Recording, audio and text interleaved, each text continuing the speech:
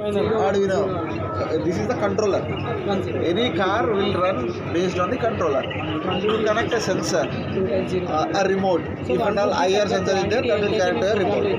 You run it, your car with the wheels. 4 motors you put. We have put 4 motors here. This is actually a firefighting one. If at all some light is here, some fire is here, this will be rotating in that direction and sprinkling water.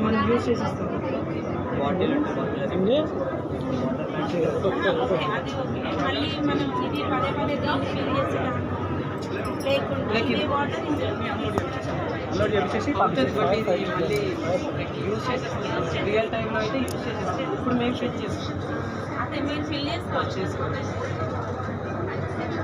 ఈ ట్యాంక్లో అయిపోయాయి కూడా water madam ఇక్కడ ఒక sensor పెట్టాం మేము moisture sensor water ట్యాంక్లో అయిపోయాయి వాటర్